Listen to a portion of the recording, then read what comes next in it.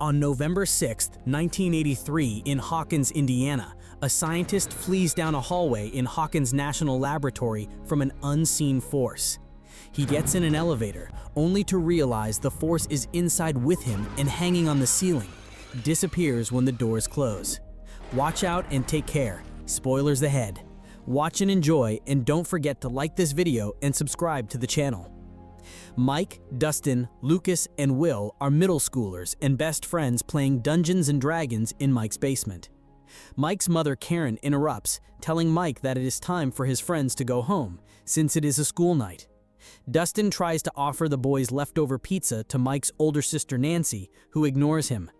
He comments to the group that she used to be cooler until she started dating that douchebag, Steve Harrington.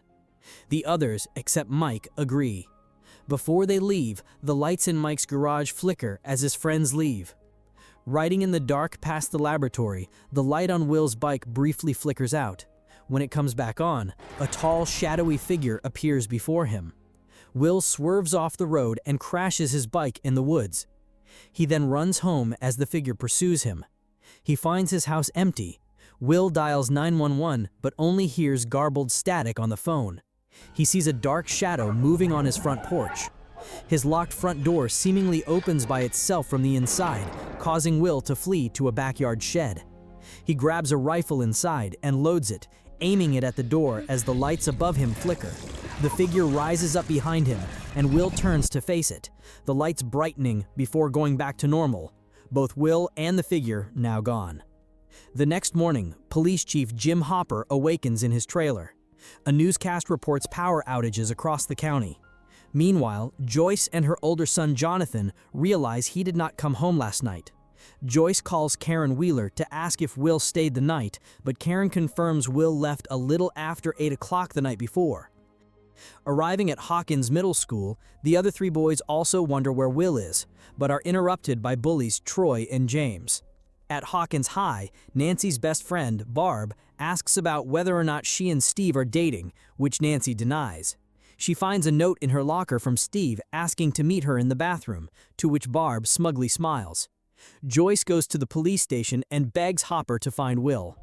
Hopper is not very concerned, since 99% of the time, a missing child will be with a parent or relative.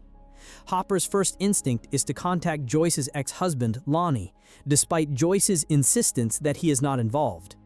A group of suited men led by Dr. Brenner enter Hawkins' lab, dressing in hazmat suits and descending into the lab's basement, where the air is now filled with strange flecks and the walls are covered with black marks. They see a large hole in the wall infested with a gray substance that seems to breathe. One of the men asks Brenner if the hole is where it came from, and asks about the girl. Brenner says that she could not have gone far. A young girl in a hospital gown with a shaved head wanders barefoot through the woods, coming across a diner called Benny's Burgers. She enters the back of the restaurant. Owner Benny catches her stealing food. At school, the boys approach science teacher Scott Clark and learn that a powerful radio for their AV club has been delivered. Before they can use it, they are called to the office to talk to Hopper and Deputy Phil. The boys described Will's route home and states he goes down Mirkwood, the Hobbit-based nickname they gave a road that Will uses to go home. When they offer to help look for Will, Hopper adamantly refuses, ordering them to stay home. As Joyce and Jonathan search for Will around his fort in the woods, Castle Byers, she remembers visiting him there to surprise him with tickets to Poltergeist. Benny Hammond makes burgers for the girl and tries to talk to her, but she remains silent. He notices a tattoo reading 011 on her left forearm, and she seems to identify it as her name by pointing to herself. Assuming she is an abuse victim, Benny calls social services. While he does, the girl stops an irritating, noisy fan just by looking at it. Hopper, Callahan, and Deputy Calvin search Mirkwood and find Will's abandoned bike. At Hawkins' lab, several workers listen to various nearby phone calls, one of them being Joyce desperately trying to call Lonnie and being stopped by his girlfriend Cynthia. Hopper approaches the Byers' house with Will's bike and starts looking through the house. He notices the Byers' dog barking at the shed, which he investigates. The lights in the shed go out until Hopper is interrupted by Callahan. Hey! Hopper tells him they need to organize a search party. Over dinner, Mike begs his mother to let him search for Will, and Nancy asks to go and meet her Barb to study. Karen vetoes both requests. As Nancy and Mike argue, they reveal to their parents that she is dating Steve. This causes Nancy to storm off. Believing he is the only one in the family that cares for Will, Mike also angrily leaves the table. Karen chastises her husband Ted for his lack of help in dealing with her two older children. Clark and Hopper discuss Will while participating in the search party, and Hopper mentions that he has a daughter who lives with her mother. A bystander informs Clark that Hopper's daughter actually died several years ago. Mike calls Lucas on his supercom. Lucas says they should meet in 10 minutes. Mike sneaks out on his bike, seeing Steve trying to climb through Nancy's window. They have an awkward moment before Mike shrugs and rides off. Hammond gets 11 to smile before social services representative knocks on the door. The woman at the door, Connie Frazier, identifies herself as being from social services, but then shoots Hammond and finishes him. 11 runs out to the back door, but meets two armed agents there. Dr. Brenner, entering the front of the restaurant, hears a commotion at the back entrance. Brenner finds the two armed agents who tried to stop 11 are dead, and that 11 has fled out the back of the restaurant. Steve tries to seduce Nancy as he helps her study, but ultimately ends up helping her work. As it starts to storm, Joyce and Jonathan go through family photos so they can choose a picture to put on missing posters. Jonathan, having worked late the night before, admits he blames himself for Will's disappearance. Joyce tells him it is not his fault. The phone rings and Joyce answers. At first, she hears breathing that she identifies as Will's, before hearing animalistic growling. The phone shocks her with a light electric current. The three boys are in the woods searching for Will. Dustin tries to convince the others to turn back due to the storm, and since they are going to the place where Will disappeared but they have no weapons, they hear a rustling sound near them and turn to see 11. Chapter 2. The Weirdo on Maple Street. Dustin, Lucas Sinclair, and Mike bring the girl to Mike's house after finding her in the woods. They find that she has a strange understanding of social norms, not bothering to go somewhere private to change clothes when Mike gives her something to wear, the boys stopping her before she can undress. Mike shows her to a bathroom, where she insists on not closing the door fully. Lucas is mistrustful, theorizing she could be an escapee from a nearby asylum. He and Dustin want to tell Karen Wheeler, but Mike reminds them they were not supposed to be out after dark and that they will all get in trouble. He plans to have her pose as a missing child that stumbled upon the house for his mother, who will call social services. After Lucas and Dustin leave, Mike sets up a blanket fort for her to sleep in, and she shows him her tattoo that reads 011 when he asks for her name. When he mentions his name is short for Michael, he decides to call her L, short for 11. They say goodnight to each other, and 11 falls asleep despite the storm. The next morning, Jim Hopper arrives at the Byers house to inform Joyce Byers they have not yet found her son. She shows him her fried phone, which Hopper attributes to the storm, despite Joyce's insistence that Will was on the other end. Having not heard from her ex-husband, Hopper decides to go and talk to him himself. Jonathan offers to go in Hopper's place, but Hopper orders him to stay and support his mother. Mike takes an extra Eggo waffle for 11 for breakfast and tells her about his plan to get her back home safely. 11 refuses, insisting that bad people are looking for her that are willing to kill him. Martin Brenner listens to a recording of Joyce calling the police, insisting that Will was on the other end. The manhunt for Will continues, and Hopper tells Calvin Powell off when he cracks a joke about Joyce's eccentricity. Phil Callahan jokingly asks if she and Hopper have had relations before, and Powell smirks knowingly. Steve Harrington invites Nancy Wheeler to a small party at his house that night, his popular and crude friends Tommy Hagen and Carol Perkins in attendance. They notice Jonathan putting up missing posters for Will, which all but Nancy is jocular about. She awkwardly offers her condolences. Lucas and Dustin notice Mike is late for class. Mike is actually ditched school, waiting for his mother to leave before doubling back to watch over 11. Mike shows her his TV, pictures of his family. 11 refers to Nancy as pretty, and his father's recliner.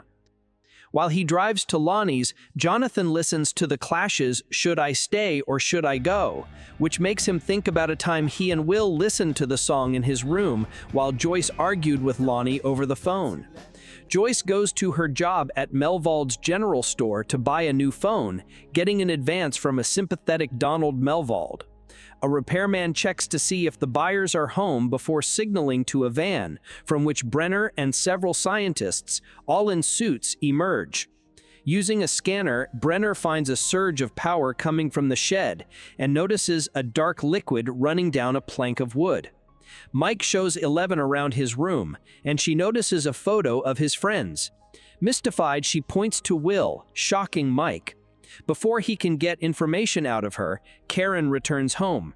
Terrified that Mike will tell Karen about her, Mike calms 11 by explaining the concept of a promise as something that you can't break, and promises not to tell her. He hides her inside his closet, closing the door fully. Inside, 11 has a flashback to Brenner, who she calls Papa, ordering her thrown inside a small dark cell. She begs for him to open the door before giving up.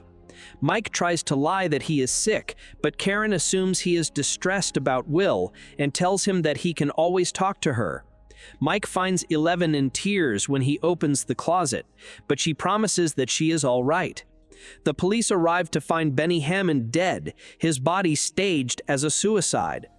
Powell remarks that the influx of situations must remind Hopper of his time as a city cop, but he responds that he did not know most of the people he investigated, and Hammond was his friend.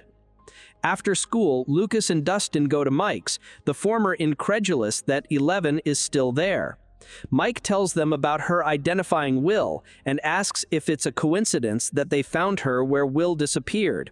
When he repeats her worries about the bad men, Lucas tries to leave the room to tell Karen, but when he tries to open the door, it slams shut on its own. The boys turn around to see 11 with her nose bleeding.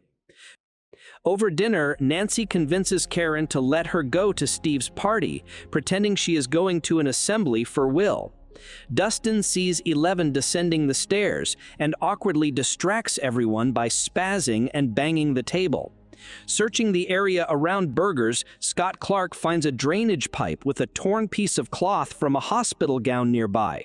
The search party follows the pipe to see it leads to Hawkins' lab. The boys bring 11 leftovers for dinner, and Dustin and Lucas apologize for their rude behavior, the former still a little mistrustful. They explain the concept of a friend when she asks. Sitting at Mike's Dungeons & Dragons board, 11 picks up the cleric figure, identifying it as Will. She flips the board upside down and places the cleric on it, saying, "He's hiding." When Mike asks what from, she places the figure of the Demogorgon next to the cleric. Searching for Will, Jonathan snaps pictures of the places in Mirkwood where his bike was found. He hears a scream, but realizes it's just Steve's party when he hurries to it. Barb Holland, whom Nancy has brought along and is clearly out of place, cuts her hand when trying to open a beer. Jonathan takes pictures of the party from afar. Joyce, having been waiting by the phone for hours, receives another call. Will's voice says "Mom," and the lights flicker before the phone shocks her and fries itself again. The flickering lights lead her to Jonathan's room, where "Should I Stay or Should I Go" is playing. The lights and music abruptly cut, and the wallpaper begins to distort in the shape of a humanoid, causing Joyce to flee the house. The power comes back on, and Joyce goes back into the house. As Nancy goes upstairs with Steve, Barb tries to stop her and tells her that this isn't you. Nancy ignores her and tells her to go home, which Jonathan takes a few pictures of before focusing on Barb sitting dejected over Steve's pool. Blood from her cut splashes into the water and the lights flicker before a monstrous figure appears behind her and they both vanish. Barb awakens in a waterless, dark version of Steve's pool, every surface covered in fleshy black vines. The figure that took her there pursues her as she tries to climb out, calling Nancy's name, which Nancy believes she hears momentarily before being pulled back into the pool and going silent. Nancy leaves Steve asleep and goes home, where an anxious Karen confronts her. Nancy tries to play it off, despite Karen noticing her wearing Steve's sweatshirt. Jonathan awakens to find Joyce talking to Will in his room, but realizes she is talking to an assortment of lights, making Jonathan watch as she asks Will to flicker one for her, which it does. Jonathan insists it is the erratic electricity and begs her to get some sleep before leaving. Mike, Dustin, and Lucas discuss Operation Mirkwood, a plan to find Will and save him from the Demogorgon. Lucas has brought his father's army supplies from Vietnam and a wrist rocket slingshot, and Dustin has brought food. Dustin and Lucas argue over the validity of a nearby Eleven's powers, and Dustin tries to get her to make Mike's Millennium Falcon toy float with no success. Before leaving for school, Mike tells Eleven to meet the boys by a set of nearby power lines at 3:15. Not understanding the concept of telling time, Eleven is given Mike's watch to help her. At Hawkins High, Nancy notices people are staring at her in the hall, but Steve insists he did not tell anyone about the previous night. She also notices Barb is missing from class. Home alone, Eleven wanders around Mike's house, ending up in front of the TV. As she flips through the channels, she comes across a Coca-Cola commercial and has a flashback to Brenner ordering her to crush a can with her mind, which she does to his approval. Joyce buys several strings of Christmas lights and rigs her house up with them, hoping Will will communicate with her through them. Hopper is granted permission to examine Hawkins National Laboratory, checking out the other end of the drainage pipe found in the woods. The security footage of the night Will disappeared shows nothing out of the ordinary, but Hopper remembers it rained that night and there was no rain present on the footage, concluding that he is being lied to. In the lower levels of the lab, Brenner watches as his men install a pulley system in front of the fissure. Eleven explores Nancy's room and stares at her mirror, adorned with pictures of herself and Barb. At lunch, Nancy asks Steve if he saw Barb leave, which he did not. She and Jonathan lock eyes briefly. As the boys collect rocks for the wrist rocket, Lucas teases Mike about his apparent crush on Eleven until they're interrupted by Troy Walsh and James Dante. They taunt Will and make insulting assumptions about his sexuality and trip Mike when they leave, making him hit his chin on a rock. Developing the photos he took, Jonathan's photo of Nancy in her bra is noticed by a classmate in the photo lab. Hopper and Calvin Powell comb the library's archives for articles on Hawkins' lab, finding several about alleged human experimentation, Project MKUltra, and Brenner's connection with a woman named Terry Ives, claiming Brenner took her daughter. Karen visits Joyce with her toddler daughter Holly to check in on her. The Christmas lights flicker, and Holly follows them to Will's room. Just as the wall starts to contort again, Joyce pulls her out of the room and frantically asks Holly what happened, when she references having seen something. Karen and Holly leave, the former off-put by Joyce's behavior. Nancy calls Barb's mother and finds that Barb is not home. Steve, Nicole, Tommy, and Carol confront Jonathan over the pictures. As Nancy arrives, Carol shows her the pictures before Steve tears them up and breaks Jonathan's camera. Nancy notices a picture of Barb on the ground and hastily grabs the torn-up pieces before leaving. As Eleven waits by the power lines, she notices a cat. She flashes back to Brenner ordering her to kill a cat with her powers. She refuses, and Brenner orders her locked in her cell again. She kills the two guards carrying her before they can shut her in and collapses, and Brenner praises her before carrying her away. The boys arrive, and she rides double on Mike's bike away. In the woods, she notices Mike's chin and tells him that friends don't lie when he tries to pass it off. He explains Troy and James not wanting Eleven to think he's a loser, but she insists that she understands. Nancy searches around Steve's backyard for any clues that may lead to Barb, and is stalked by a shadowy figure that causes her to flee in terror. The Christmas lights begin to blink and leads Joyce to a large string of them. When she asks if they are Will and he is present, they light up. Will confirms through the lights that he is alive, but not safe. Realizing she cannot communicate with him beyond yes or no questions, she paints the alphabet on a wall and sets up the lights so Will can spell words. Hopper and Calvin Powell debate the validity of the articles, and Hopper theorizes that Will may have seen something related to the lab that he shouldn't have. He gets a call on his radio that causes the two to drive off quickly. 11 leads the boys to the Byers house, explaining that Will is hiding in the area. Enraged, Lucas and Mike argue until Dustin notices several police cars speeding by. Will tells Joyce through the lights that he is right here, before suddenly telling her to run as the lights start to blink. The wall distorts again, and the Demogorgon bursts out of it, a giant humanoid creature with no face and gray skin. The boys and 11 follow the police to Sattler Quarry, where they watch in horror as Will's body is pulled out of the water. Enraged that 11 claimed he was alive, Mike shouts at her before biking off. Mike returns home in tears and hugs his mother, unable to say what is wrong. Fleeing the house, Joyce comes across a returning Jonathan, and she embraces him as police sirens speed towards them.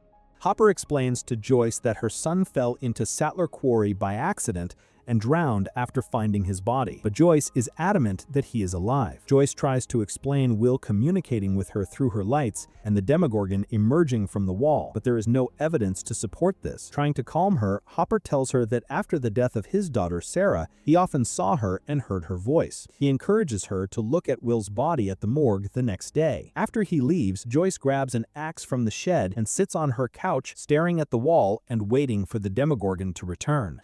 Mike sits despondent in his basement while 11 fiddles with his super calm. He again lambasts her for convincing him that Will was alive when Will's voice comes through the radio and 11's nose bleeds. Mike convinces his mother to let him stay home and contacts Lucas, ordering him to come over and bring Dustin. Jonathan awakens his sleeping mother, who she initially sees as Will, to take her to the morgue. Hopper is told the usual morgue worker was stopped from doing Will's autopsy and that a state worker did it for him. Jonathan and Hopper discuss Joyce's mental state, both believing she'll tough her way through it as Joyce storms out insisting that the body on the table is not her son. She argues with him in public where she insists that he is still alive. Nancy Wheeler tells Steve about her findings in his backyard, but he is more concerned about getting in trouble with his parents to his disgust. Using her powers again, 11 broadcasts Will's frightened crying in front of the boys. Mike and Dustin believe her, but Lucas is adamant that Will is dead. Mike and Dustin realize they may be able to talk to Will if they use Hawkins Middle School's AV room radio, and they put 11 in a wig and one of Nancy's old dresses, which a stunned Mike blurts out that she looks pretty in. A soldier named Shepard is led into Hawkins National Laboratory's lower levels, where Brenner watches as he steps through the fissure on the wall. Hopper interrogates local coroner Gary, who explains that several state workers forced him out while they brought in Will's body. As the kids converge on the AV room, Clark stops them, confused as to why they aren't attending Will's memorial service in the gym and curious about 11. The boys pass her off as Elainer, a relative of Mike, and Clark takes the four to the gym. Nance taking out Jonathan's picture of Barb, she reassembles it and notices a dark figure standing behind her. Inside the fissure, Shepard describes his surroundings as eroded and covered in blood, before realizing there is something stalking him. As he screams to be pulled out, his line suddenly goes slack and the scientists reel in his empty, bloodied connector. Mike notices Troy Walsh and James Dante mocking Will during the service and publicly confronts him. When Troy makes another comment about Will's sexuality, he shoves him to the ground. 11 stops Troy from attacking Mike by freezing him in place and making him wet his pants in front of the crowd. Nancy approaches Jonathan while he examines coffins for Will. She shows him the reassembled picture, and he recounts seeing Barb vanish as well as his mother's account of the Demogorgon in the wall. Hopper follows David, the state trooper who found Will's body, to a bar. When O'Bannon becomes annoyed with Hopper's questioning and leaves, Hopper beats him behind the bar and gets him to confess that finding the body was staged. Hopper notices a car watching them, and O'Bannon warns him that he will get them both killed. The car and O'Bannon both flee. Joyce attempts to get Will to communicate with her by playing "Should I Stay or Should I Go" on repeat. As 11 sits down at the AV radio, she has a flashback to Brenner running a test in which she has to locate a nearby man with her powers and repeat the phrases he is reading, but she instead broadcasts his speech through a nearby loudspeaker, leaving Brenner impressed. As Joyce hears Will calling out for her, the boys hear it on the radio as well. Joyce tears open her wallpaper to see Will behind a fleshy membrane, warning her that it's coming and that where he is like home, but so dark and empty. The membrane turns back into stone wall and closes up, and Joyce axes through it to find there is nothing inside it to her confusion. The radio catches fire, and the boys carry a drained 11 out of the school. Jonathan and Nancy brighten and enlarge the photo in Hawkins High's photo lab. The photo develops, and they very clearly see the demorgagon. Hopper breaks into the morgue and cuts into Will's body, finding that it is filled with stuffing. Hopper drives to the edge of Hawkins' lab and prepares to open the fence with bolt cutters. Hopper sneaks into Hawkins' National Laboratory and is caught by 2 guards when trying to enter the quarantined lower level. He incapacitates them both and descends. Lonnie and Joyce have a drink together, and he tries to convince her to get counseling following the death of their son. Hopper finds a child's bedroom with a drawing of a child being forced by their father to do something to a cat hanging on the wall. Mike, Dustin, and Lucas discuss what they heard Will say about where he was, and 11 murmurs upside down. Mike recalls 11 flipping their Dungeons & Dragons board over to explain Will's location to them and claiming Will was inside his own house, and theorizes that Will may be in the upside down. Dustin equates it to the concept of the Veil of Shadows from Dungeons & Dragons, as he describes it as a dark reflection of our world, a place of decay and death right next to you and you don't even see it. Hopper comes across the fissure. Before he can step into it, the guards knock him out. Lonnie returns home, mortified to see his father. He demands Lonnie leave, but Lonnie insists he is here to help them. As the Byers dog lies down in Castle Byers and whimpers, the residents of Hawkins attend Will's funeral. Joyce recalls watching Will draw his Dungeons & Dragons character, Will the Wise. Hopper wakes up in his trailer, his table covered in pills and alcohol. He tears his trailer apart and finds a bug in his overhead light. Martin listens to a recording of the boys listening to Will and realizes 11 was with them. Nancy Wheeler and Jonathan decide to hunt down and kill the demorgagon that took Will and Barb. The lab-employed repairman checks the destroyed radio at the school and reports his findings back to his superiors. The boys approach their teacher, Clark, at Will's wake and ask him how to travel to another dimension. He illustrates on a paper plate the theoretical concept of a tightrope that separates 2 dimensions, an acrobat being able to inhabit one, but a flea being able to duck under the tightrope and inhabit either. He concludes that to get under the tightrope, they would need an inhuman amount of energy. When Mike mentions the possibility of a gate already existing, Clark explains that it would change the magnetic field surrounding it. Mike explains the plate analogy to 11. Dustin realizes all their compasses are not pointing north and remembers Clark saying the gate would disrupt magnetic fields. He concludes that if they follow the compass needles, they will find the gate, which quietly distresses 11. Joyce confronts Lonnie over the flyer and only coming back to get money out of his son's death, insisting that she will never give up looking for Will as long as she believes he is still alive. She orders Lonnie to get out of the house instantly. Following their compasses, Lucas notes to Dustin that 11 is quieter than usual. In a flashback, Brenner has 11 placed in the bath, a giant sensory deprivation tank that amplifies her abilities. In the present, she tries to get Mike to turn back, but to no avail.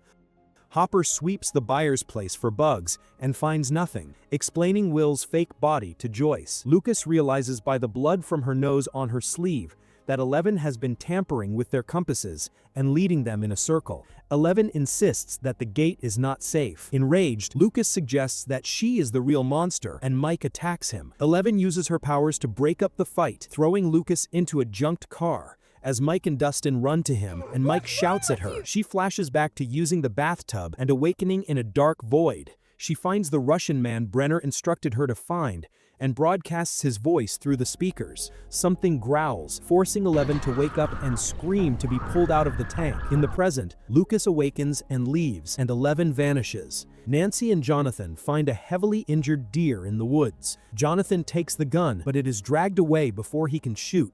They split up while following its tracks, and Nancy finds a gate in the base of a tree. She crawls through it into the upside down, where she sees the demorgagon feeding on the deer. She accidentally alerts it to her presence, and it turns around and roars at her, making its face open to reveal rows of teeth. She screams, and as Jonathan hears her across dimensions and starts to frantically look for her, the gate begins to seal itself up. Trapped in the Upside Down with the Demogorgon, Nancy barely escapes by following Jonathan's voice to a nearby gate and being pulled through it by him, the two watching in horror as the gate seals itself up. Concerned about Nancy's, Hopper goes to check on her. He sees Jonathan holding Nancy in her bedroom. The next morning, Nancy tells Jonathan they need to save Will and Barb from the Demogorgon. They conclude that it is a predator drawn to blood and that they can lure it to an advantageous spot and kill it. Dustin visits Mike in his basement, who is angry at himself for shouting at 11 and blames Lucas for their predicament. Dustin states that they both broke their group's code and need to reconcile. Lucas will only accept Mike's apology if 11 is banished from the group, which Mike does not concede to. Lucas decides to find Will on his own. 11 wanders into a nearby supermarket. She steals several boxes of Eggos from the store and uses her powers to stop the manager from pursuing her. Joyce and Hopper track down Ives and are shown by her sister Becky that she is catatonic. She explains that Ives was part of the MK Ultra project when she was pregnant with Jane, but Ives miscarried her. When Ives was lucid, she insisted that Jane had been born and had abilities. While buying hunting supplies, Nancy and Jonathan notice the local theater has been defaced with graffiti insulting her and find Steve, Tommy, Carol, and Nicole spraying more nearby. Steve dismisses her when she confronts him and provokes Jonathan into a fight. Jonathan defeats Steve, brutally knocking him down. Jonathan is later arrested. Mike, Dustin, and Lucas come across Troy Walsh and James Dante in the woods while looking for 11, who chase them to Sattler Quarry and corner them at the edge of a cliff. Troy orders Mike to jump off it or else he will cut out Dustin's teeth. Mike jumps, but is caught in midair by 11's powers, who had heard them looking for her and followed their voices. She lifts Mike back to safety and breaks Troy's arm with her mind, forcing the bullies to flee. 11 has a flashback to encountering the Demogorgon in the void, their combined powers accidentally opening the lab's gate and freeing it into the lab. 11 tearfully admits that she opened the gate, but Mike and Dustin insist that they are her friend, and the three embrace. Mike and 11 share an intimate moment in which they almost kiss before being interrupted by a panicked Dustin, having received a frantic call from Lucas, warning them that the bad men are coming. Seeing the repairman outside, Mike asks his mother if she scheduled any repairs, which she did not. The kids flee on their bikes as Martin watches them from the front lawn. Lucas joins them as vans pursues them, another van turning in front of them and blocking them in. 11 uses her powers to make it flip over them, blocking the other vans from pursuing. After they escape, Lucas earnestly apologizes to her for his behavior, and 11 apologizes for misleading the group. Mike and Lucas reconcile over their fight. Joyce and Hopper find her son in custody and find his and Nancy Wheeler's hunting equipment in his trunk. The teens explain to the adults what happened in the woods, leaving Joyce upset that Jonathan risked his and Nancy's lives. Hopper leaves the group briefly to deal with Troy Walsh's mother, shouting at Phil Callahan and Calvin Powell for ridiculing her son's story of how his arm was broken. Hopper believes Troy when he mentions 11's powers. Dustin notices a helicopter searching for the kids, and they hide their bikes under an abandoned bus before hiding in it themselves. Steve nurses his injured face and argues with Tommy and Carol. He almost fights Tommy before leaving abruptly and cleans the graffiti he left off the movie theater out of guilt. The teens and adults watch the soldiers take suspect items out of the Wheeler house. Mike hears the call from Nancy but initially does not answer, worried that the men from the lab may be tricking them. He picks up when Hopper calls them. Several armed lab men arrive at the bus and find the bikes. Before they can get on the bus and find the kids, Hopper arrives and incapacitates them. They all meet at the Byers house, and the boys explain the gate is inside Hawkins' lab, and Hopper recalls seeing it when he broke in. Joyce and Nancy ask 11 to find Will and Barb, but she is not powerful enough to locate them. However, she notices their bathtub and gets the idea to build a makeshift sensory deprivation tank. Dustin calls Clark and learns how to make one, learning he needs a large quantity of salt, and the group drives to Hawkins' middle. Joyce sets up a makeshift blindfold for 11 and thanks her profusely for helping them, promising her she will be there if 11 gets scared. The group fills the pool with salt from the school's kitchen, and 11 gets in it, entering the void. She finds Barb's dead body and Will in a decaying version of Castle Byers. She relays a message from Joyce, and Will tells them to hurry. As Joyce and Hopper leave to enter the lab's gate, Nancy and Jonathan agree to lure the De Morgan away to keep them safe in the Upside Down. Joyce and Hopper are almost immediately caught in the lab. As Will sings "Should I Stay or Should I Go" to himself, the De Morgan rips the fort apart and attacks him. In Hawkins National Laboratory, Brenner sits down with an enraged Joyce, who wants retribution for the faking of her son's death. Hopper is repeatedly tasered and interrogated by Fraser, who threatens to kill him and make it look like a drug overdose. Hopper tries to deal for their freedom to venture into the Upside Down and find Will in exchange for forgetting the lab's illegal activities. Jonathan and Nancy set up several traps for the De Morgan in the Byers house, and Jonathan creates a weapon by hammering several nails through a baseball bat. Brenner agrees to Hopper's deal on the condition that he gives up 11, and Hopper agrees so long as Mike Wheeler, Dustin Henderson, and Lucas Sinclair are not harmed. As the soldiers and scientists leave for Hawkins Middle, Fraser wonders what will happen if they find Will, which Brenner assures will not happen. Hopper and Joyce suit up and go through the lab's gate. As Joyce begins to panic once in the Upside Down, Nancy and Jonathan slit their palms and end up holding hands. Before they can say anything, Steve knocks on Jonathan's door, wanting to apologize for fighting him. Noticing Nancy's slit palm and the house's state, Steve becomes confused, and Nancy points her gun at him to get him to leave just as the lights flicker. The De Morgan bursts out of the ceiling and they run to Will's room, where they set up a signal to alert them to it getting caught in a bear trap. The lights go back to normal and they realize it has vanished. Steve flees the house but notices the lights flickering from outside and decides to go back in to help. The De Morgan leaps on Jonathan but is attacked by Steve with the nail bat. He beats it into the bear trap and Jonathan lights it on fire, causing it to flee, badly wounded, to the Upside Down. Inside the Upside Down version of her house, Joyce hears Jonathan's voice and Jonathan hears hers, her presence signified by the lights. Mike invites 11 to live with his family when Will is found. When she asks if he will be like her brother, Mike disagrees. He invites her to a school dance known as the Snowball and tries to explain the concept of a crush to her, failing and leaving her stunned as he goes to investigate a car pulling up outside. He sees the lab's agents emerge and runs back inside. Fraser and several agents corner the kids, but 11 kills them by telekinetically collapsing their brains. The effort makes her pass out. 11 awakens to Brenner standing over her and her friends being restrained, and asks to go with them instead of him. Drawn by the blood from the dead agents, the De Morgan bursts out of the wall and kills the agents, attacking Brenner as the kids flee. Hopper and Joyce follow a trail of blood to the library, where the bodies of several people and Will with a tentacle down his throat are. They pull it out and Hopper shoots the moving tentacle, dead. Will is not breathing, so Hopper instructs Joyce on CPR. Mike promises 11 that they will go to the Snowball together as the De Morgan kills the rest of the soldiers. The De Morgan enters the classroom and attacks the boys,